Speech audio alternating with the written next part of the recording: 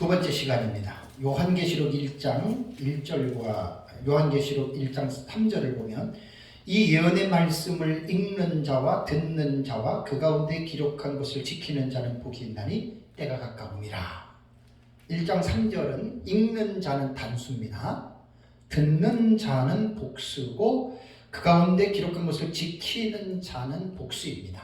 그러니까 박윤선 박사님 주석에 보면 제한이라고 하는 학자가 초대교회 시절에 설교자가 이 요한계시록의 말씀을 가지고 단수니까 성도들에게 이제 설교를 하죠. 그러면 성도들이 이 요한계시록의 말씀을 듣고 위로를 받고, 그죠? 그렇게 해서 이제 했다라고 하는 주석이 있습니다. 상당히 올바른 겁니다. 그러니까 물론 요한계시록은 읽는다라고 해서 목회자만 읽는다는 것은 아닌데 모두가 다 읽을 수 있지만, 그러나 이 요한계시록이 초대교회 때에 어떻게 사용되어졌냐라고 하는 그것을 볼 때에는 예배적인 형식 속에서, 그러니까 오늘날 교회 공동체가 목회자가 요한계시록을 연구해서 그것을 성도들에게 가르치면 성도들이 듣고 가르치는 자나 듣는 성도들이 지켜야 복을 받는다. 자, 요한계시록에는 7가지의 복이 7복의 선언이 나오죠. 그 중에 첫 번째가 바로 1장 3절에 나오는 복입니다. 자, 그렇다면 제가 이제 요한계시록을 저는 어떻게 보느냐.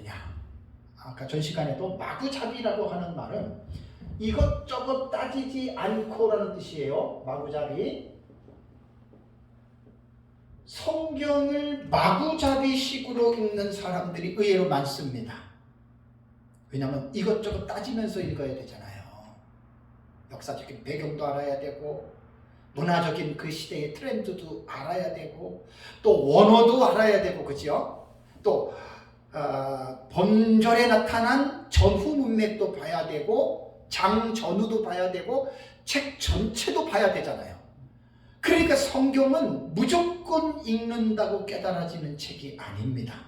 우리 친구 교수 목사님, 그 박정영 목사님 아시죠? 그분이 저한테 한 5, 6년 전에 충격적인 얘기를 했어요. 인천의 모 목사가 지금 죽었는데 성경을 3만 번을 읽었다고 그래요. 그래서 책을 막 몇백 권을 쓸 수 있는 원고가 있는데 교수라고 하니까 와서 책을 좀 봐달라, 책을 내라 그러는데, 그래서 박 목사님이 가가지고 그 쓴 원고를 보니까 뭐라고 권면을 했냐면, 목사님 이 책은 내지 않는 게 좋겠습니다. 무슨 말인지 아세요? 3만 번을 읽으면 뭐 하냐고요. 그래서 제가 명언을 말하잖아요. 성경책만 읽은 사람들은 거의 다가 성경을 잘 몰라요. 이단과 사이들이 거기에다 속합니다. 오해하지 마세요. 제가 성경 읽지 말라는 말이 아니에요. 성경을 이해하기 위해서 성경과 연관된 주경신학의 파트, 조직신학의 파트, 역사신학의 파트들을, 실천신학의 파트들을 깊이 있게 공부를 해야 성경이 무슨 내용인지를 알 수 있다. 그 말입니다. 제 말은. 너무너무 안타까워요. 그래서 제가 이제 종말론을 정말 9년 동안 제가 연구하면서 가르치고 있는데, 그렇다면 내가 보고 있는 종말론은 어떤 사상이고 어떻게 나는 믿고 있느냐, 그걸 제가 이제 지금 이 시간부터 다음 달까지 좀 요약해서 말씀드리면, 이거는 한 1년도 가고 2년도 갈 수 있어요. 요거는 지금 하나님이 좀 인도하는 대로 제가 만들어 놓은 기준대로 제가 이제 강의를 하려고 합니다. 그래서 이제 전 시간에 제가 요거 최소한 뭐 전천년이 오르냐, 무천년이 오르냐, 세대주의가 오르냐, 서로가 위험성은 다 있어요. 서로가 자기 입장에서 볼 때는 나와 다르면 다 위험한 거야. 있는 거예요. 네. 그러니까 제가 볼 때는 나는 그걸 말하자고 하는 게 아니에요. 저는 내가 전천년이니까 전천년 믿어라 이것도 아니고, 또 난 전천년이니까 무천년 틀릴 때 이걸 또 말하고 싶지도 않아요. 솔직한 얘기로. 왜냐하면 하나님 앞에 그 올바른 자세가 아니에요. 제가 에베소서를 지금 준비하면서, 에베소서는 그리스도 몸이에요. 한 몸이에요. 이방인과 유대인이 한 세 사람이에요. 1장 10절에 보면 그의 뜻의 비밀은 뭐냐면 하늘에 있는 것들과 땅 위에 있는 것들이 하나로 통일되게 하람이라. 아나아펠로이카 그 단어, 이게 주일날 썼는데 지금 기억이 안 나요. 아나아펠로이카 뭔데? 되게 단어가 어려워요. 기성란 교수님 그 자료에 보면 요약하다로 되는 거예요. 요약. 그러니까 하늘에 있는 것들은 철학적으로 말하면 형이상의 세계고, 땅에 있는 것들은 형이 하에 속해 있는 세계가 그리스도 안에서 엔크리스토예요. 그리스도 안에서 요약되는 거예요. 하나로 지배. 이것이 우리 말은 통일로 이렇게 이야기를 한 거잖아요. 그러니까 전천년이 오느냐 무천년이라 가지고 서로 싸움박질 하지 말고, 내 것은 내 것대로 믿고 가면서 상대방의 것도 배우라는 얘기입니다. 제 얘기는. 그래서 다 아는 사람이 가장 훌륭한 사람이고 요한계시록 제일 잘하는 거예요. 그게 인간의 한계입니다. 근데 이제 제가 늘 말씀드리잖아요. 하나 배우기도 힘든데 둘을 어떻게 배워요? 그죠? 둘을 배우기도 힘든데 셋을 어떻게 배워요? 저는 실제적으로 그렇게 공부하고 제 책의 내용이 다 그렇게 들어가 있잖아요. 웬만한 것들. 지금도 계속 공부하고 있는 거예요. 그래서 요한계시록을 얘기할 때는 저는 누가 옳으냐 이런 논리가 아니고, 전천년이든 무천년이든 세대주의든 후천년이든 좀 제발 이렇게 좀 교양을 갖추고, 이렇게 좀 지식적인 그 폼을 갖추고 좀 나는 말하라 그거예요. 무천년이든 전천년이든. 제가 그거를 이제 이번 시간부터 제가 이제 말씀을 제가 드리려고 합니다. 그동안에 제가 4월부터 지난달까지 제가 이제 22 강좌입니다. 강좌로는 22번 했고, 시간으로서는 이제 추가된 시간을 합하니까 30시간 가까이 돼요. 자, 그 내용을 이제 기반으로 해서, 근거로 해서 제가 이제 보고 있는, 나는 기독교 정말로 나는 역사적 전천년으로 보는데 그냥 무조건 너 스승한테 배웠으니까 역사적 전천년, 전 그게 아니에요. 제가 합리적이고 논리적으로 제가 변호를 하겠습니다. 제가. 그럼 첫 번째는 묵시문학적인 장르로 어떻게 제가 그러면은 역사적 전천년의 입장을 대변할 수 있을까? 참고로 역사적 전천년이 상당히 복잡합니다. 역사적 전천년은 프레임이 너무 넓어서 진짜 역사적 전천년 공부하기가 제일 힘든 파트가 역사적 전천년입니다. 기본적인 지식이 없으면 역사적 전천년 전부 다 그 부분적으로만 알고 자기만 어떻게 얘기를 하거든요. 역사적 전천년이 제일 프레임이 넓고 배우기가 제일 힘들어요. 그러면 첫 번째, 저는 제가 지금 특별히 요한계시록을 책도 쓰고 강의하고 연구하는데 묵시문학적인 장르로 제가 보는 견해를 여러분들에게 말씀을 드리겠습니다. 자, 우선 요한계시록을 이해하는 데 있어서 모든 성경이 다 마찬가지겠지만 특히 신약 성경은 구약 성경과 분리된 책이 아니에요. 성경은 마치 구약 39권, 신약 27권 해서 두 파트로 책이 나뉘어졌다라고 이렇게 말하는 사람들이 있는데, 이거 정말 무식한 말이에요. 시기적인 면으로는 예수 그리스도가 태어나기 이전에를 올드 테스터먼트, 예수님 태어나고를 뉴 테스터먼트로 시기적으로는 구분할 수 있지만, 성경의 하나님의 특별 계시의 내용으로 볼 때는 창세기부터 계시록까지가 완바디입니다. 한 통입니다. 이거 지금 되게 중요한 말이에요. 절대로 신약 구약 나누면 안 돼요. 그래서 마치 구약은 율법이고 신약은 복음이다? 이거 세대주의에서 잘못된 신약 나온 거예요. 이거 되게 위험한 말이에요. 아닙니다. 그래서 성경에 대한 정말로 분명한 기초를 가지고 있어요. 그래서 신약 성경을 연구를 하려고 하면은 뭘 먼저 우리가 개념을 생각해야 돼요? 뭘 생각해야 돼요? 구약을 먼저 염두에 둬야 돼요. 구약이 없는 신약? 이건 말이 안 되는 거예요. 이거 말이 안 되는 거예요. 또 구약을 연구할 때에는 구약 성경만 가지고 구약 성경이 다 해석되는 줄 아십니까? 절대로 안 됩니다. 구약 성경도 구약 성경을 완전하게 마무리할 수 있는 소스가 신약 성경에 나와요. 그래서 구약 성경과 신약 성경이 하나의 통으로 봐야 되고, 특별히 신약 성경에 기록된 요한계시록을 우리가 공부할 때에는 반드시 구약 성경 36권이 기반으로 기록되었다고 하는 것을 여러분 꼭 기억을 해야 됩니다. 그렇다면 구약 성경에서 이제 그 신약과 구약의 비슷한 어떤 그 공감대가 형성하는 책들이 있잖아요. 그렇죠? 역사서라든가, 그죠? 시가서, 신약 성경에는 시가서는 없어도 특별히 예언서에서 묵시록이 요한계시록 있잖아요. 그죠? 그럼 우리는 구약 성경에서 묵시적인 어떤 예언적인 책이 뭐가 있을까? 그 선지서가 나오잖아요. 그 12가지 소선지서와 5가지의 대선지서 중에서 여러 가지가 있지만 특별히 다니엘서, 구약 성경의 다니엘서야말로 2장과 7장과 8장과 9장과 11장과 16장은 묵시적인 사상으로 기록이 된 책입니다. 일반 문학적인 장르하고는 달라요. 그래서 우리는 요한계시록을 제가 해석하고 공부할 때 어떻게 구약 성경 어떤 책과 인몰브를 시키냐면 가장 중요한 것이 뭐냐면 구약 성경 다니엘서와 아주 밀접하게 우리는 신학적인 관계를 여러분 그렇게 형성합니다. 이것이 역사적 전천년 종말론 신학의 정체성입니다.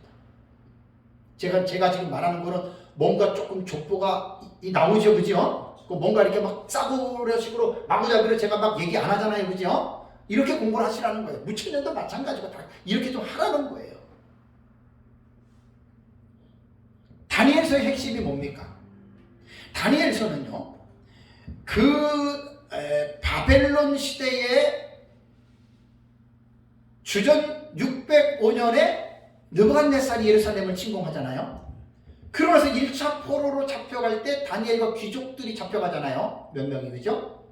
그때 다니엘이 그때 잡혀간 거예요. 다니엘서 1장을 보면. 그리고 거기서 이제 바벨론 제국하에서 바벨론이 거기서 선지사 예언 사역을 하는 겁니다. 그러면 다니엘서에 보면은 가장 여러분 이제 중요한 게 뭐냐면 그 당시에 패권 국가가 바벨론이잖아요.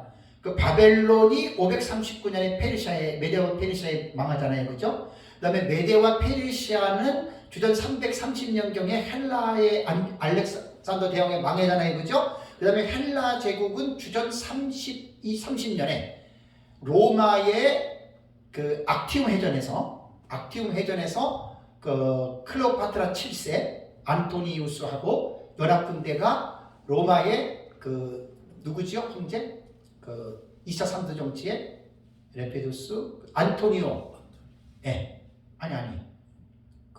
옥타비아누스 옥타비아누스에 의해서 망하면서 헬라 제국은 31년 악티움 해전에서 멸망하고 로마 제국이 등장하는 거예요. 자, 다니엘서는 역사적인 배경과 역사적인 측면을 보면은 바벨론 당시부터 바벨론, 메데바사, 헬라, 로마의 제국의 흥망성쇠가 기록이 되어져 있어요. 이것은 일반 역사를 통해서 역사의 중요한 부분들을 하나님이 다니엘 계시를 통해서 말씀하는 거거든요. 그렇다면 성경은 뭐냐?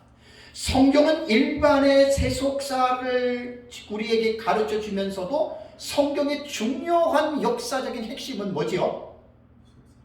구속사입니다. 구속사라고 하는 말은 구원과 역사의 합성어잖아요, 그죠? 역사 세계에서 이루어지는 하나님의 역사, 이게 구원사란 말이에요. 그럼 구속사에 대한 구원의 역사는 성경 최초 어디에 게시되어 있죠? 창세기 3장 15절에. 이게 원시복음이에요. 그래서 창세기 3장 15절에 하나님의 나라의 역사가 이 세상의 세속사를 통해서 그 가운데 메인 스트리트를 뚫고 있는 것이 하나님의 구속사거든요. 세상 사람들은 애굽, 아수르, 바벨론, 메데바사, 헬라, 로마라고 하는 세상의 흥망성쇠의 역사의 그 라인을 갖다가 중요시하지만 우리는 그 가운데에 이루어지는 하나님의 구속사입니다. 이게 성경이 우리에게 교훈하고자 하는 이야기입니다, 여러분. 그 다니엘서에서 기본적으로 세속사에서는 이 부분을 우리가 읽어낼 수 있어야 돼요. 그래서 다니엘서 2장에 느부갓네살이 꾼 꿈이 머리, 가슴, 팔, 그 다음에 배, 그 다음에 종아리, 발가락, 이 제국이 나오는 거예요. 그게 바로 그것을 계시하고 있는 겁니다. 그러면 이 하나님의 나라의 구속의 역사가 메시아의 초림을 통해서 신약시대의 교회가 형성이 된다는 거예요. 다니엘서 나와요. 형성이 되고 그 다음에 그것으로 끝나는 것이 아니라 다니엘서에는 메시아의 재림까지 예언하고 있어요.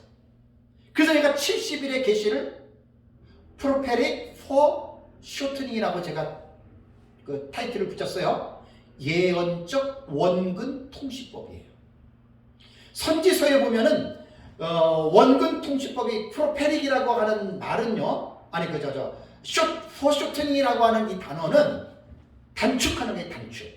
그러니까 한 가지의 주제가 뚝 떨어뜨려 놓고 이 떨어뜨려 놓은 갭이 길어요.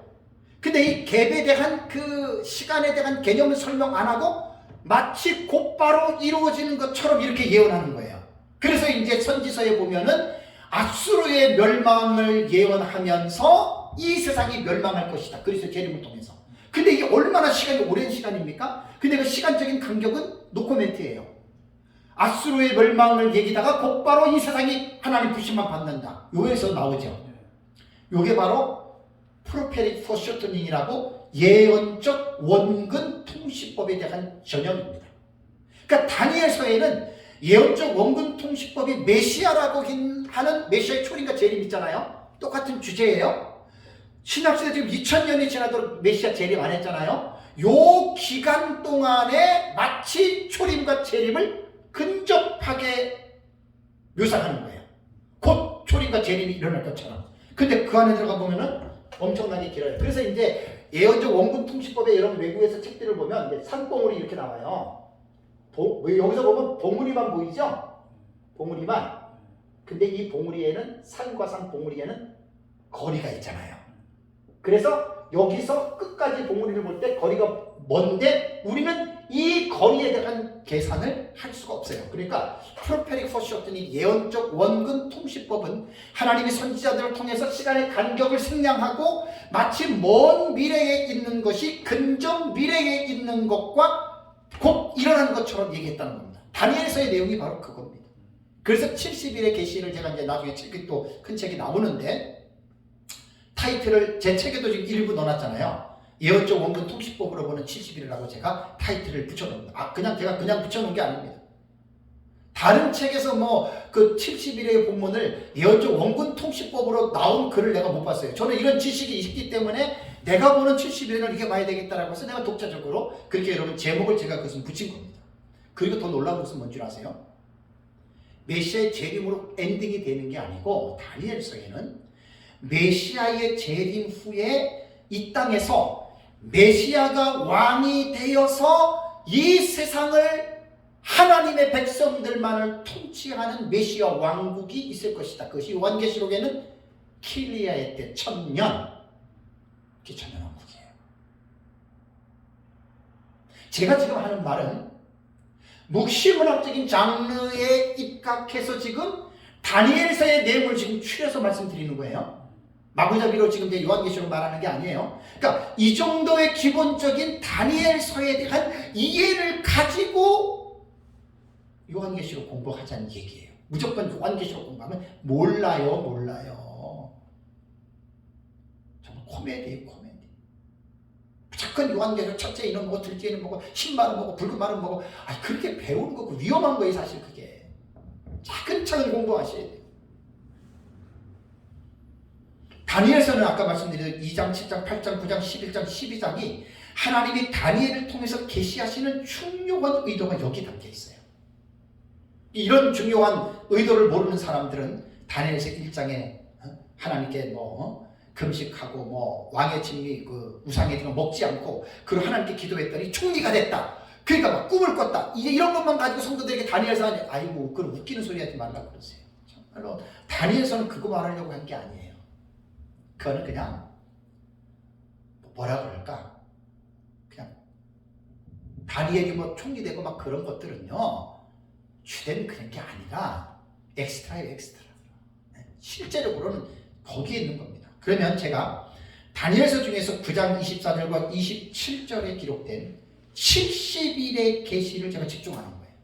우리 공부 많이 했어요, 그죠? 6년 됐어요, 6년인가 그때 제가 한 학기를 여기서 70일에만 했는데 52시간 했습니다. 그때 그거 한 것 때문에 내가 이제 70일 책이 원래 한 400~500페이지 이상이 나오는데 요번에 요한계시록 책을 낼 때 일부를 내가 100페이지만 집어넣은 거예요. 요약해서.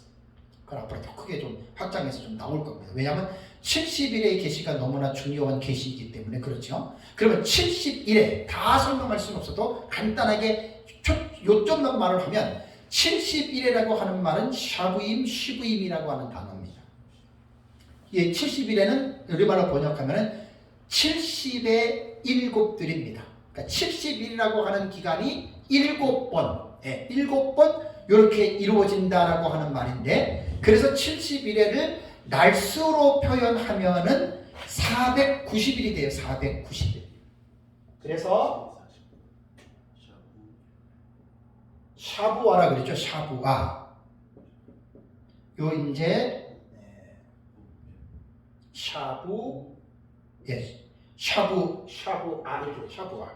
요 샤부아라는 말이 7이라는 말이에요. 7. 그래서 샤부아에서 샤부임이 붙으면 복수니까 70이 되는 거고, 그죠? 요거는 7이 샤부아가 7이라고 하는 뜻이거든요. 그러면 이 7을 일주일이잖아요, 그죠? 7일이니까 이거를 해석하는 방법이 세 가지죠. 하루로 보면 7일이고, 그 다음에 1년으로 보면은 7년이 되고, 상징으로 해석하면은 고모주를 늘리는 대로 늘리면 돼요.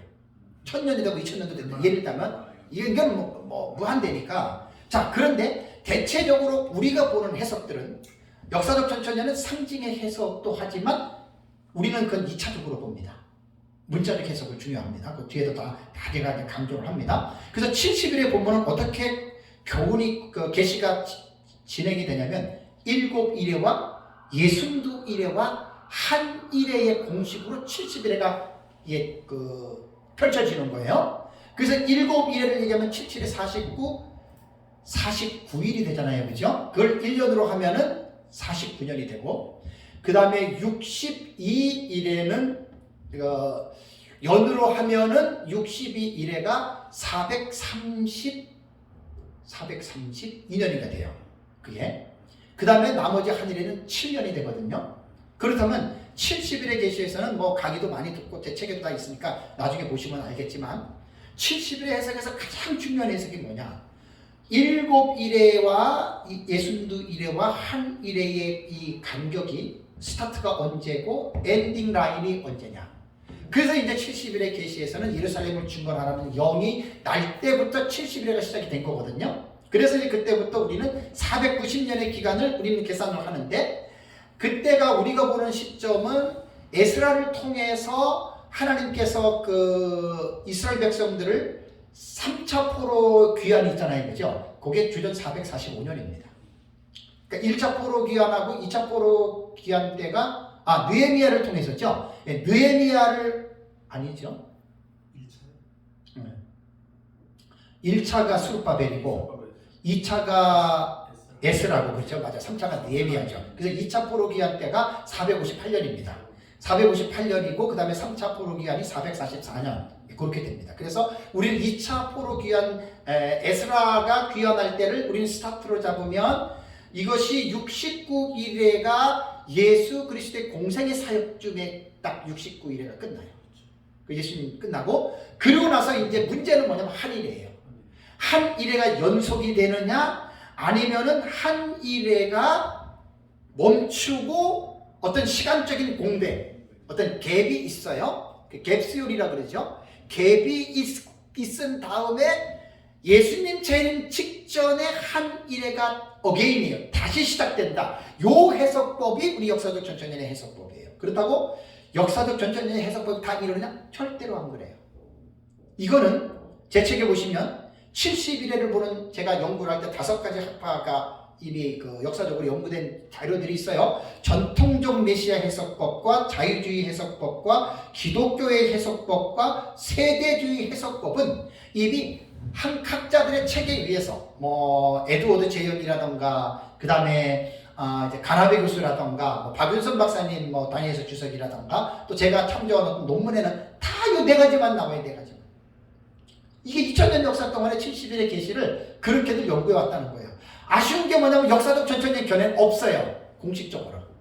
너무나 제가 좀 마음이 안 좋았어요. 그래서 제가 이제 제 책에는 5가지를 제가 넣어서, 여기서 보면은 이제 전통적 메시아 해석법은 에드워드 제이 형이 이 해석법의 가장 선두주자인데 무천년주의자들이 대부분 이 해석을 따라요. 그래서 이제 그 스타트가 뭐 586년으로 보기도 하고, 그 다음에 뭐 1차 포로 귀환 때에 그때 보기도 하고, 2차로 3차로도 보고, 그건 다 사람들마다 다 달라요. 그 기준점을 어디에다 두느냐에 따라서 끝도. 그러니까 이제 상징주의는 뭐냐? 기간에 대해서는, 연수에 대해서는 면죄부를 받은 사람들이에요. 상징에서는. 1000년? 100년? 그거 중요하지 않아요.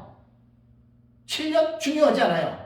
마음대로 늘릴 수 있고 줄일 수도 있는 게 상징 해석법이거든. 그래서 전통적 메시아는 추후 70년, 로마 지도장군에서 예루살렘이 함락하고 70일에 끝난 것으로 봅니다. 에드워드 제영 해석이에요. 그러니까 무천년을 따른다면 그렇게 말하는 게 옳아요. 근데 권성수 교수 있잖아요. 권성수 교수 총신대에서 교수했고, 지금 대구 동신교에서 얼마 전에 들으니까 은퇴하고 지금 서울 부근에 지금 살고, 총신대 이번에 그분 강의하셔요. 지난 학기도 강의했대요. 총신대 지금. 이제 신학교 때 계시록을 좀 공부하는데 허주 교수한테 물어봤더니 네. 권성수 교수 그 책을 좀 보라는 거. 아, 그분은 무천년이죠. 전형적인 무천년. 자, 그런데 보세요. 권성수 교수는 제가 나중에 책에 낼 때 이거 제가 그대로 냅니다. 대구 동신교회에 있을 때 권성수 교수님이 70일에를 주일날 설교를 하더라고요. 근데 지금 웃긴 게 뭐냐면, 봐봐요. 초림이에요. 여기가 초림. 그 다음에 초림이고, 십자가의 죽으심이에요. 재림이에요.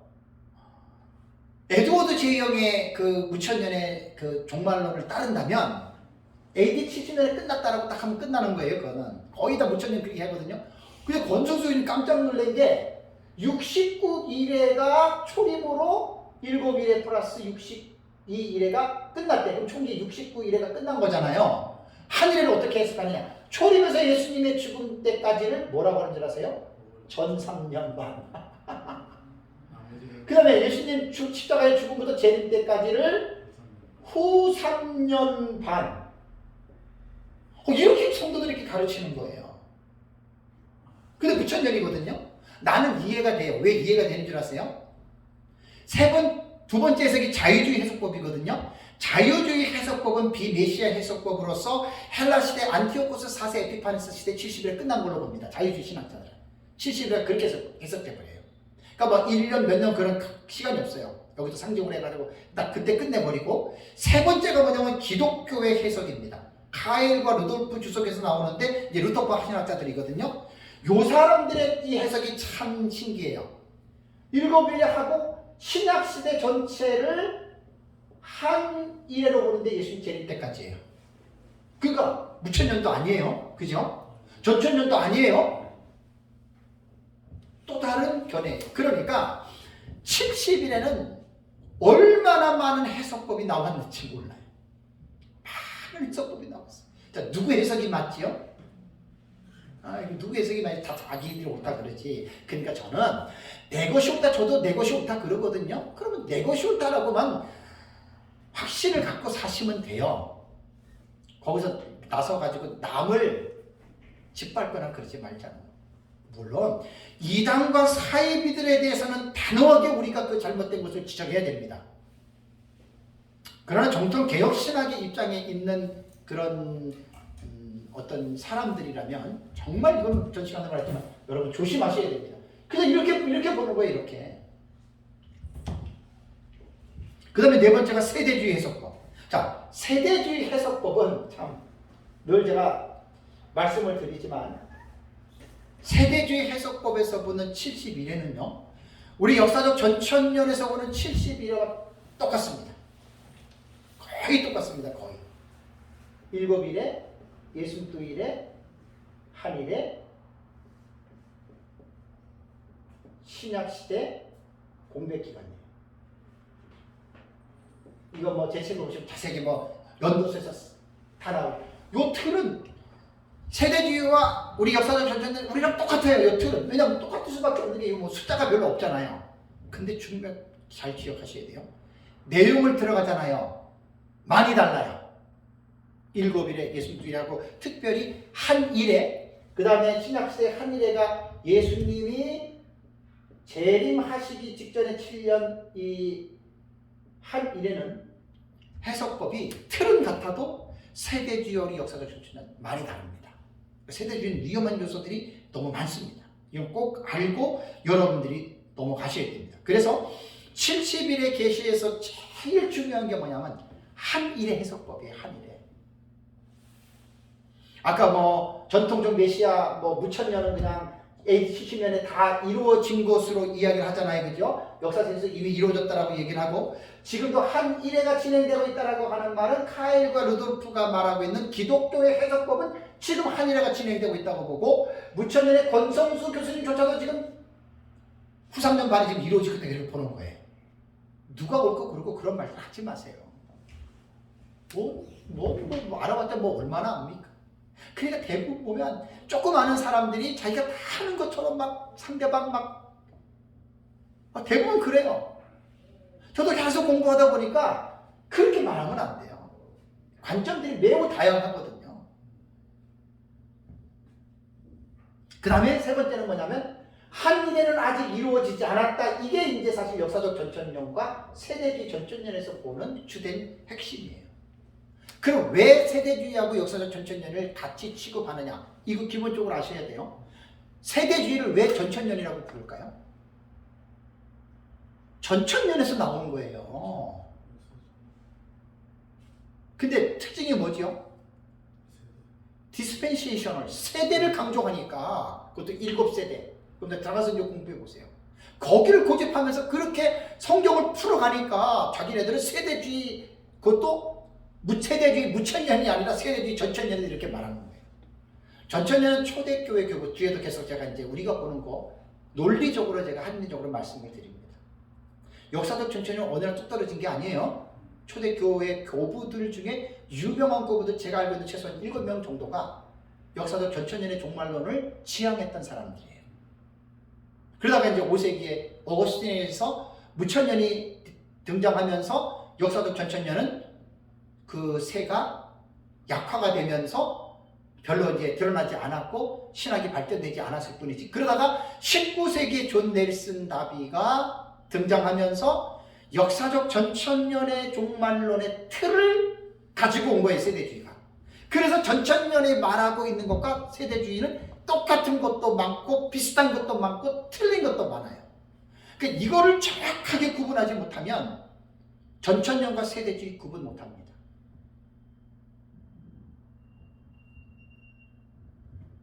제가 알고 있는 그 충신대 전도사님이, 제 강의를 오래 많이 듣고 누군지 아시죠? 그 전도사님이 어제 통화했는데 그 얘기를 하더라고요.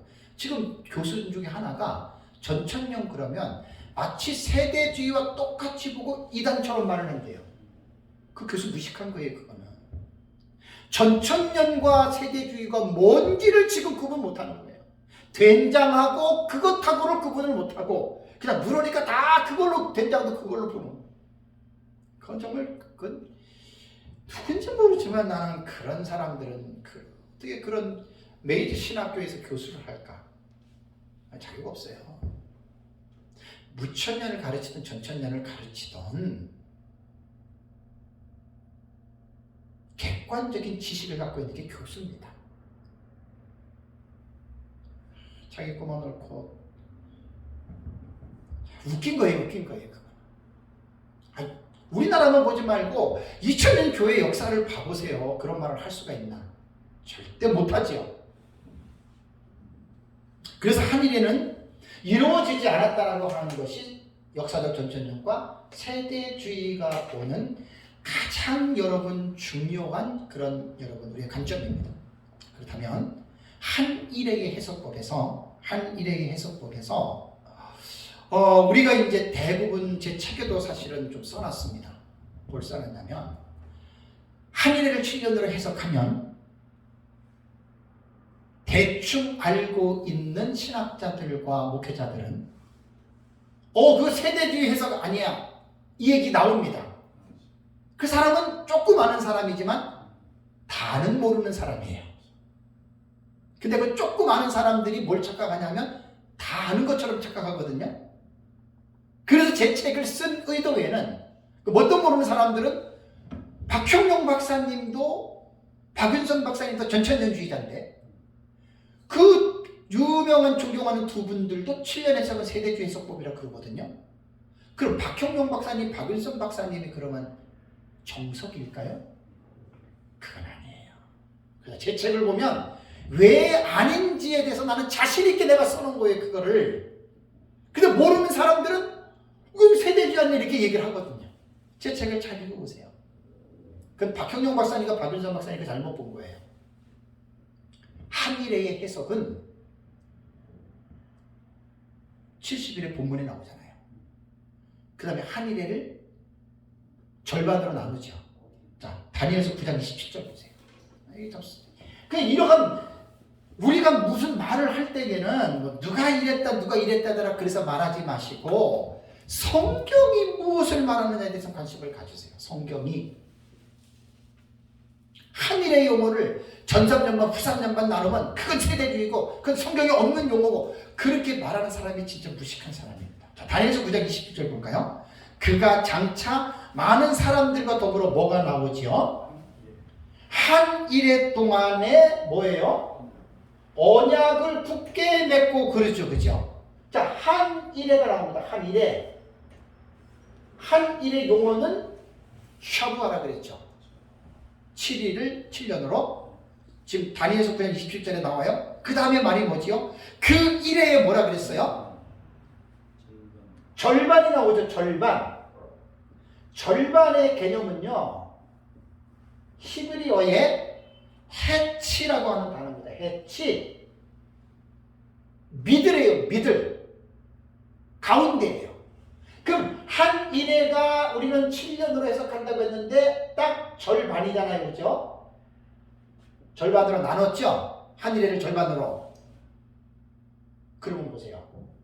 7년을 절반으로 나누면 횟수로 말하면 몇 년 몇 개월이죠? 3년 6개월이죠? 달수로 말하면 몇 달이죠? 42달이죠? 일수로 말하면 며칠이죠? 1260일이죠. 제가 지금 성경 얘기를 하는 게 성경. 그러니까 성경을 모르는 사람은 뭐 이상한 계산하는 그런데 요한계시록에 다 나오잖아요. 이거. 그 다음에 요한계시록하고 다니엘서 이 3년 6개월을 어떤 식으로도 표현해요? 한때, 두때, 반때. 요 한때, 두때, 반때 제가 지난달인가 강의할 때 말했어요. 한때와 원문을 보면 히브리어나 잘 나오는 때들이에요. 둘 아니에요. 1년과 연들과 6개월이에요. 그러면 연들을 2년으로 해석하는데 전혀 문제가 없어요. 그걸 여러분들이 자신 있게 성경을 풀어주셔야 돼요. 무조건 2년이야 이렇게 말하면 그 원어하는 사람이 볼 때 무식하게 봐요. 둘이니까 못 쓰지. 연들.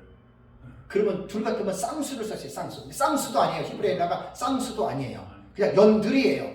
복수예요. 5년도 되고 10년도 되고 100년도 1000년도 돼요. 이거를 2년으로 보는 데는 전혀 문제 없어요. 그래서 제가 문제 없는 거를 근거를 말씀드렸잖아요.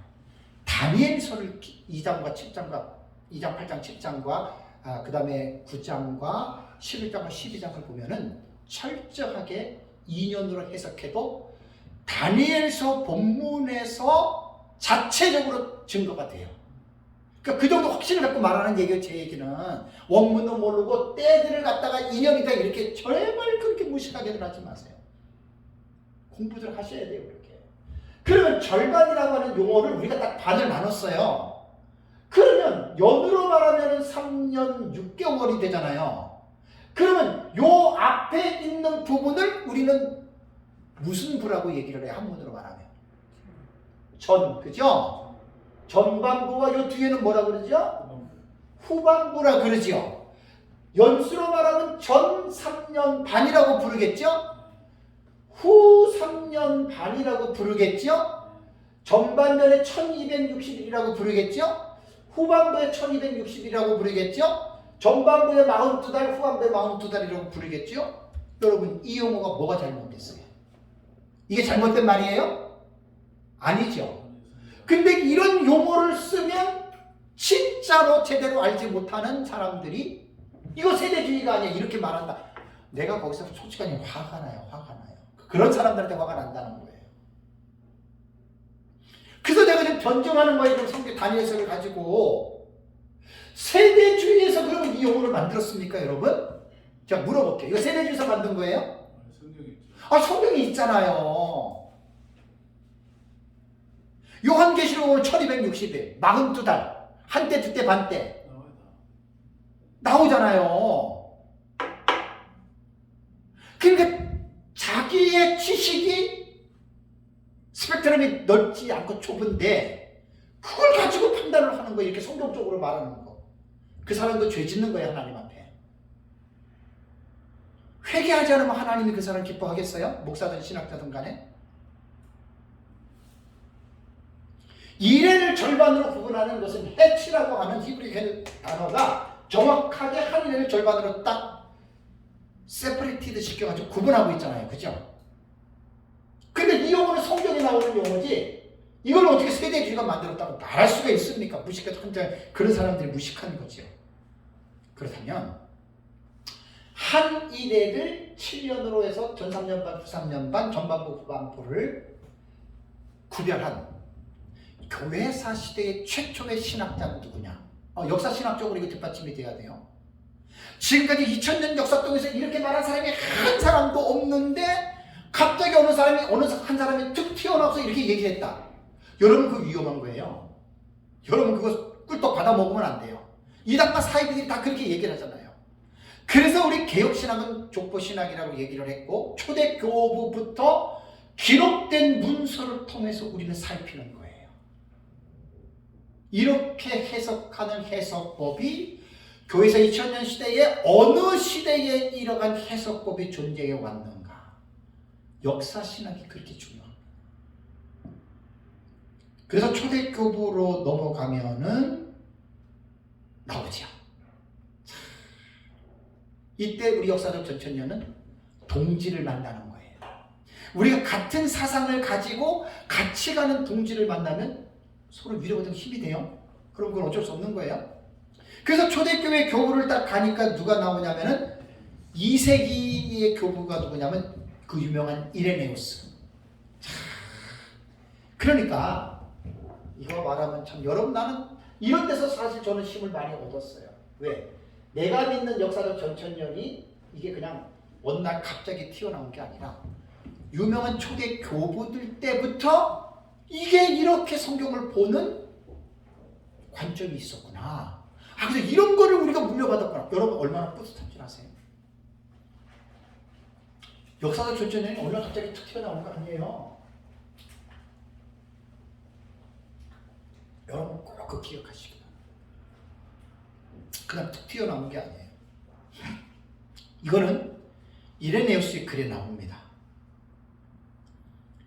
이레네우스의 글에 보면은 against heresies라고 하는 이단에 관하여.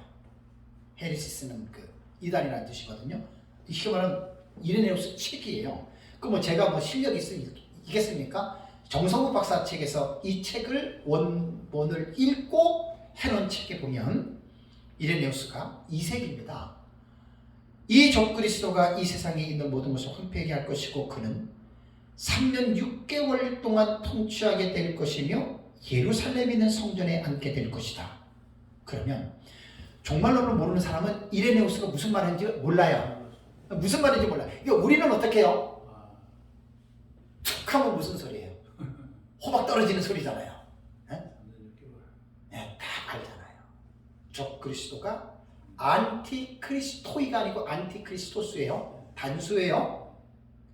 3년 6개월을 통치한다. 3년 6개월은 어떤 시점에 어떤 시기에 통치하느냐. 그리고 이 적그리스도가 예루살렘에 있는 성전에 앉을 것이다. 그러니까 성경을 모르는 사람은 이거 무슨 말인지 몰라요. 자, 데살로니가 전서 2장에 나오죠.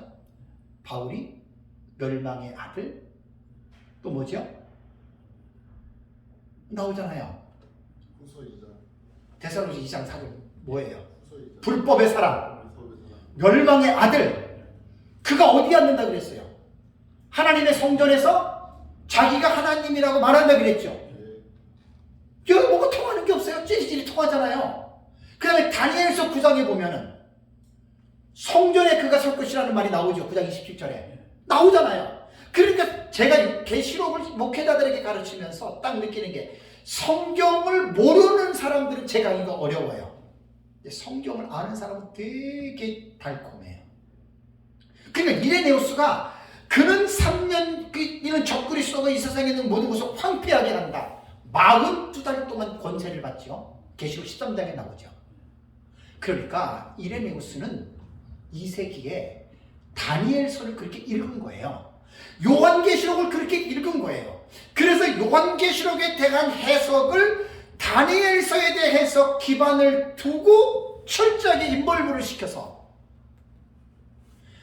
요한계시록의 내용을 다니엘서와 연결시켜가지고 딱 한마디로 적그리스도가 세상에 있는 모든 것을 황폐하게 하고 3년 6개월 동안 통치하게 되고 그는 예루살렘 성전에 앉게 될 것이다. 바울의 서신과 어떻게 해요? 일치가 되죠. 이게 성경 연구하면서 가장 기쁠 때가 이럴 때예요. 뭐가 뭔지 모를 때에는 이것 봐도 모르고 이것 봐도 모르는데 계속 연구하다가 이 말씀들이 착착착착착 이게 막 연결되고 이럴 때 말할 수 없는 영적인 희열을 느낍니다. 목사님들 그렇죠? 저는 이 힘으로 지금까지 살아가고 있어요. 이 힘이 없으면 저는 살 수가 없고 살 소망도 없는 사람이에요. 제가 돈이 있어요, 성도가 있어요, 뭐가 있어요. 나는 이 힘 때문에 지금도 살아가는 거예요. 그러면서 이레네우스는 그 후 주께서 아버지의 영광으로 하늘로부터 구름을 타고 강림할 것이며 예수님 재림이잖아요. 재림 직전의 상황으로 지금 다니엘서와 요한계시록을 해석하잖아요. 그리고 오셔서 이 적그리스도와 그를 따르는 모든 사람을 불못에 던질 것이다. 요한계시록 19장을 보세요. 6번째 대접을 쏟을 때 예수님이 백마 타고 내려오셨고 두적인들을 또 작은 백마를 타고 내려와서 아마겟돈에서 누구를 잡아가지고 지옥불에 집어던져요? 적그리스도와 거짓 선지자 19장에 나오죠.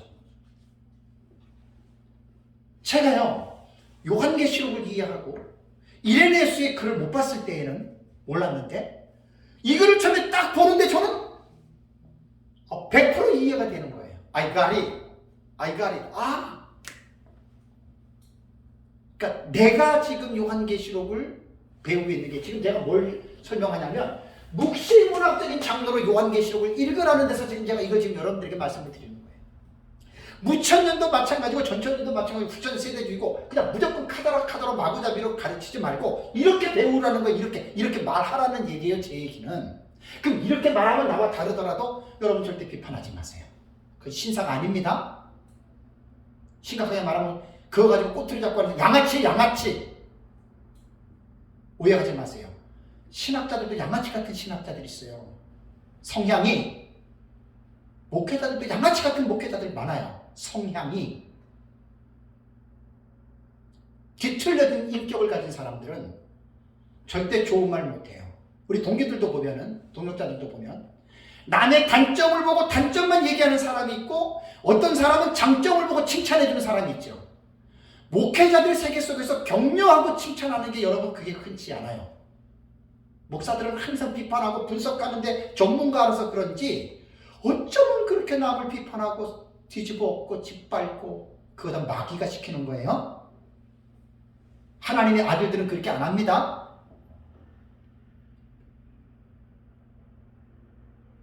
제가 없는 말 하는 게 아니에요. 단점을 얘기하면 내 눈에는 뭐가 있어요?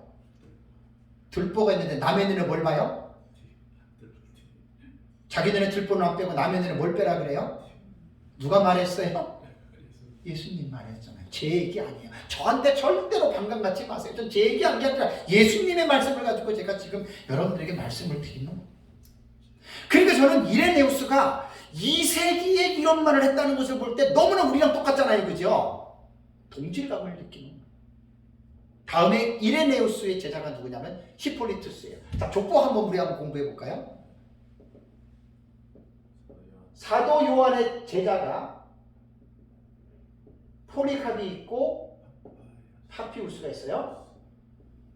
폴리갑의 제자가 이레네우스고 이레네우스의 제자가 히폴리투스예요. 파피우스의 동시대에 살았던 사람이 숨겨져 있어요. 그 다음에 이레네우스와 동시대에 살았던 역사적 전천년의 사람이 누구냐면은 터툴리아누스예요. 히폴리투스와 동시대에서 약간 떨어지는 사람이 누구냐면 라틴티우스예요. 이 사람들이 성경을 그렇게 본 거란 말이에요, 여러분. 제가 없는 말 하는 줄 아세요? 이 사람들 책 다 있잖아요. 족보 있는 공부들을 하세요. 족보 있는 공부들. 요한의 제자들이잖아. 예, 사도 요한의 제자였죠. 다른 그 교부들은 또 그렇게 안 본 사람도 있죠. 예, 있어요. 그런데 요한의 제자. 예, 요한의 제자가 아니 이 사람들은 요한의 제자가 아닙니다. 여기에 igna티우스 들어가요. igna티우스. 예, igna티우스 해가지고 이그나티우스라고 그러잖아요. 7명이 넘어요. 더 있어요. 그러니까 초대교회 교부들이 다 역사적 전천년이다 그렇게 말하면 거짓말하는 거예요. 최소한 이 정도 사람들은 다 역사적 전천년주의자들입니다. 뒤에 역사적 전천이 뭔지 말씀드릴게요. 그래서 이레네우스가 지금 적그리스도가 3년 6개월을 통치하고 세상을 황폐하게 하고 예루살렘 성전에 앉는다는 말을 누구한테 배웠겠어요? 이레네우스가. 여러분 이거 되게 중요해요. 누구한테 지 혼자 배웠겠어요? 스승이 누구예요? 폴리갑이지요. 폴리갑은 누구에게 배웠어요? 스승이 누구예요? 사도 요한이잖아요. 요한계시록을 쓴 사도 요한이잖아요. 여기까지만 할게요. 그런데 폴리갑의 글에는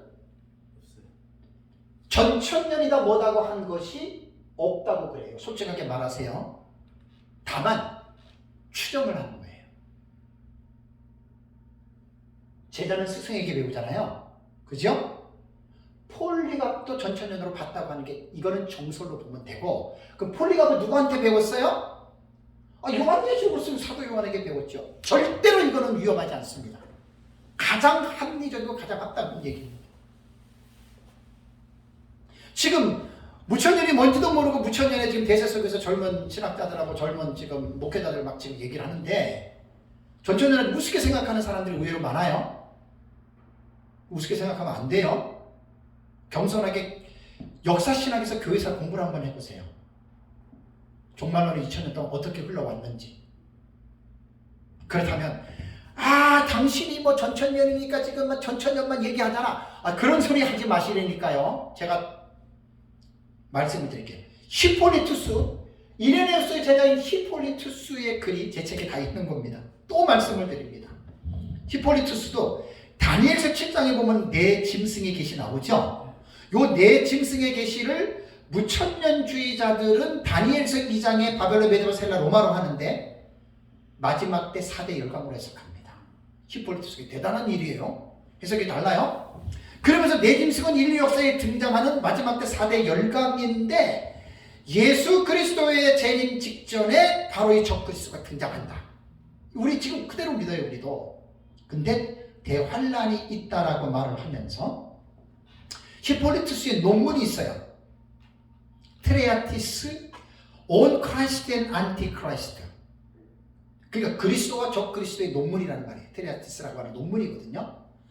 그리스도와 적그리스도의 논문에서 나는 이걸 보고 너무나 내가 쾌재를 불렀는데 그대로 읽어드리면 그 다음에 이 일들이 일어나게 될 것이다 라고 말을 하면서 한 이래가 두 부분으로 나누어질 것이요. 한 이래가 두 부분으로 나누어질 것이고 포악하여 가증한 것이 나타나고 적그리스도죠. 두 증인과 주의 길을 준비하는 자들의 사역이 끝나게 되고 1260일 전산년만 끝나요. 우리는 툭하면 호박 떨어지는 소리로 알아들어요. 전 세계가 마침내 역사의 완성을 앞두게 되면 우리가 소망 가운데 기대해온 우리 주요 구원자이신 예수 그리스도가 하늘에서 강림하신 것 외에 무엇이 남을 것인가? 제 책에 다 있는 거예요. 서론에서 다 나와요.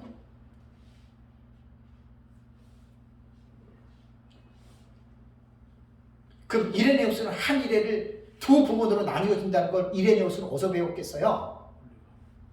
스승도 있겠지만 원 자료는 다니엘서 9장 27장 70일에 계십니다. 제가 이러한 합리적인 지식이 있기 때문에 제가 역사적 전천년에 기록한 거예요. 저는 신학교 다닐 때 전천년 뭔지 몰랐어요. 예수 믿고 30년 동안 나는 전천년 뭔지도 모르고 무천년이 뭔지도 모르고 학장이 무천년이니까 그냥 그렇게 따라갔어요. 저도. 그래서 전천년에 훌륭한 우리 스승이 민병성 목사님. 민 목사님 만나고 전천년에 내가 거기서 사사를 받고 전천년을 깨닫고 나서 계속 공부하고 연구하면서 이런 책들을 보니까 내가 왜 이런 것들을 진작에 몰랐을까? 그러니까 스승이 중요한 거예요. 스승이. 누구를 스승으로 삼느냐에 따라서 무천년만 가르칠 거 아니에요. 그 교수가 그렇게 중요한 거예요. 역할이. 그래서 저는 신학대학의 교수들은요. 특히 교주신학에서 종말론을 가르치는 교수들은 제발 좀 제가 부탁드리고 싶은 거는 하나만 가르치지 말라고 나는 정말 부탁드리고 싶어요. 한국의 그 신학교 교수님들한테. 제발 좀 객관적으로 가르치시라고. 제가 이제 내는 앞으로 이제 그 요한계시록 복법책 이거 이 신학교에서 이거 좀 교재로 삼아야 돼요. 이거 무천년 전천년 올 때 이렇게 가르치지 말고 객관적으로 이걸 가르치란 말이에요. 학생들한테. 그리고 학생들한테 기회를 주세요. 무천년을 볼 전천년을 볼 것이냐. 여러분들이 듣고 이렇게 해야지. 자기 것만 옳다고 그러고 남의 건 틀리다고 가르치면 그 학생이 어떻게 되겠어요? 에? 학생은 지식이 부족하니까 교수 말 들을 거 아니에요. 그리고 교수 말을 냉정하는 학생들은 어떻게 되겠어요?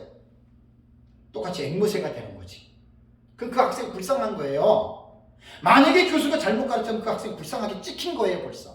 나는 여기서 너무너무 마음이 아프더라고요. 옛날에는 박형용, 박윤선 박사님 때는 전천년이 옳다고만 했잖아요. 그죠? 우리 편에서는 좋지만 그것도 옳은 게 아니에요.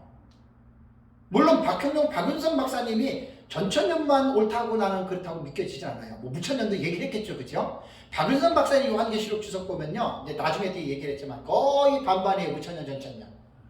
특징이 없어요. 그 뒤에 내가 이제 말씀을 드리겠습니다.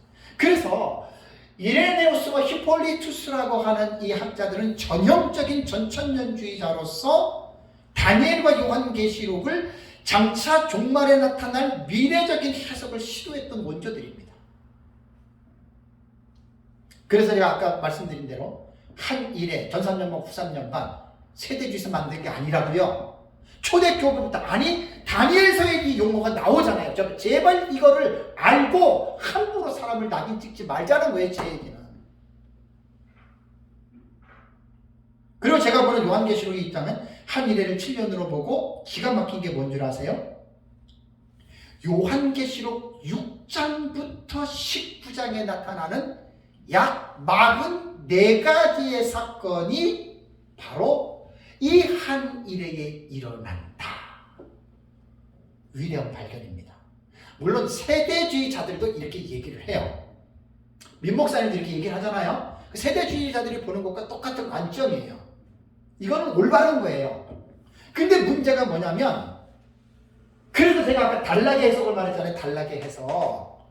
요 해석법을 어떻게 하느냐에 따라서 6장과 19장을 점진적으로 그냥 순서대로 일어난다.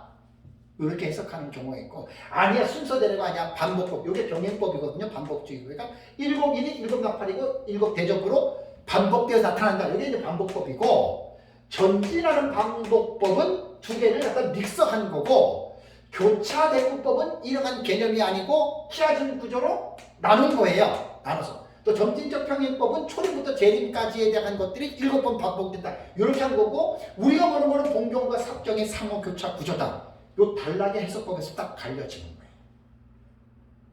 우리는 철저하게 한일의 7년을 봉경과 삽경의 상호 교차 구조로 우리는 해석을 하고 그 결과물이 저 도표잖아요. 책 뒤에 나오는 도표. 민 목사님이 부분적으로 연구했던 걸 하나님의 은혜를 제가 하나로 전체적인 하나로 통합했잖아요. 그죠? 그게 바로 저 도표예요. 한눈에 딱 볼 수 있도록. 어쨌든 여러분, 제가 이제 강조하는 거는 뭐냐면, 요한계시록은 그렇게 간단하게 배울 수 있는 내용이 아닙니다. 성경에서 제일 어려운 게 종말론이잖아요. 뭐 서론에서부터 신론, 그 다음에 기독론, 인재론, 그 다음에 교회론, 뭐 성령론, 그 다음에 그 종말론 나오잖아요. 예, 그거는 빠지고 종말론 빼놓고 다 사실 이 나머지 교리들은요, 더 이상 제가 볼 땐 더 할 것도 없고 뺄 것도 없어요. 잘 그동안의 교리적인 부분들은 잘 지금 정립이 돼 있어요. 하나 남은 거 딱 있잖아요. 종말론 아직 정립 안 됐어요. 아직 정리 안 됐어요. 저에게 이제 조직신학책이 폴콥하고, 그 다음에 이제 그 다음에 폴콥, 그 다음에 그 바링크, 그 다음에 이제 또 그 후크마도 있고, 또 그 다음에 또 뭐 누구 것도 있고, 또 이제 우리 사회한테 받은 거 그 누구더라? 세 권 또 쓴 거 있어요. 그것도 있고, 하여간 한 조직신학 종말론 책만 한 10여 권 가까이 있습니다. 제가 이제 종말론 부분은 다 한번 살펴봤어요. 오해하지 마세요. 절대 오해하지 마세요. 좀 제가, 하나님이 제게 은혜를 주면 진짜 기독교 종말론 내가 쓰고 싶어요. 정말 저도 쓰고 싶을 정도의 욕구가 생기더라. 오해하지 마세요. 제가 교만해서 하는 말이 아니라, 제가 종말론을 계속 연구하니까 너무나 부족한 부분들이 제 눈에 너무 많이 보여요. 안타깝더라. 아직, 그러니까 지금 종말론은 아직 완성되지 않았어요. 계속 지금 진행되어져 나가야 될, 어떻게 보면 마지막에 가장 중요한 파트가 종말이잖아요. 그죠? 종말에 관계된 일, 그걸 이제 창세기부터 계시록까지 이걸 끄집어내서 이제 만든 것이 이제 종말론 파트인데, 조직신학에서. 이 부분이 참 그래요. 저는 좋은 스승을 만나서 민 목사님에게 스승을 내용을 다 제가 전했기 때문에 이제 저는 이걸 이제 기초로 해서 나름대로 이제 객관적으로 저도 한번 좀 그런 마음이 좀 들더라고요. 말씀을 정리를 하겠습니다. 4월부터 지난달까지 22강좌 약 30시간 동안을 요한계시록을 어떻게 읽어야 하나, 진짜 어려워요. 거의 많은 사람들이, 대다수의 사람들이 읽어도 모르기 때문에 못하는 거예요. 나는 그 마음을 너무나 잘 알아요. 예수 믿고 30년 동안 저도 그랬으니까. 좋은 스승을 만나서 저는 역사적 전천년에서 배우고, 배운 것을 카더라로 배운 게 아니라 계속 지금까지 연구를 하면서 제가 올해 이제 요한계시록 독법이라고 하는 이 주제를 하나님 완성시키게 한 거예요. 다시 말씀드리면 요한계시록 독법은 전천년이 옳으냐, 무천년이 옳으냐, 후천년이 옳으냐, 세대주의가 옳으냐, 그걸 말하는 게 아니에요. 2000년 교회 역사를 통해서 교회가 어떻게 요한계시록을 읽어왔느냐, 그게 요한계시록 독법에서 제가 다루는 거예요. 왜 요한계시록이 어렵지? 어려운 이유가 있거든요. 그 이유를 알면 문제가 해결이 돼요. 그 문제 해결이 제가 22강좌 강의입니다. 이거는 어떤 학파든지 간에, 목회자든 성도든 이 책 나오면 꼭 이거 다 사서 보셔야 돼요. 객관적으로 쓸 거예요. 그래서 요한계시록이 어렵지만 하나님이 못 풀 정도로 어렵게 주신 것은 아닙니다. 성령의 감동과 조명을 받아서 2000년 교회 역사를 통해서 우리가 이제 그 족보들을 훑어오잖아요. 그죠? 그러면서 어떻게 보는 것이 과연 성경을 가장 올바르게 보는 것일까? 이 부분에 초점을 가지자는 거예요. 그래서 내가 옳으니 네가 옳으니, 내가 맞느니 너는 틀리니, 이런 싸움 하지 말고 내 것에 대한 확신을 가지면서도 다른 사람을 무시하거나 비판하지 말고 상대방 것도 같이 배워가면서 서로가 하모니를 이루는 거예요. 하모니. 에베소서에서 참 제가 설교 지금 준비하면서 기대가 되는 게, 하나가 되라 그러잖아요. 한 몸, 성령도 하나고 주도 하나고 몸도 하나예요. 세례도 하나예요. 우리는 그리스도의 지체로서 한 몸이고 머리로부터 우리는 지시를 받잖아요. 참 기대가 됩니다. 그래서 어쨌든 이제 이번 시간부터는 제가 보는 요한계시록을 이제 이러한 학문적이고 신학적인 입장에서 제가 지금 변호하는 거예요. 그러니까 나와 다르더라도 한번 제가 볼 때는 이제 들어보시라는 얘기예요. 객관성이 있으면 공부하는 데 도움이 되죠. 그래서 잘 이런 부분들을 생각하셔가지고 우리가 어쨌든 이 땅에 사는 동안에 정말 요한계시록은 예수님의 재림에 가까이 오면 올수록 우리가 깊은 관심을 가져야 됩니다. 깊은 관심을 가지고 또 이 관심을 갖는 가운데에 우리가 계시록을 통해서 말씀하시는 주님의 의미를 잘 깨닫고 이 말씀을 읽고 듣고 지켜서 주님의 재림을 잘 준비하는 저와 여러분들이 되시기를 주님의 이름으로 축복합니다.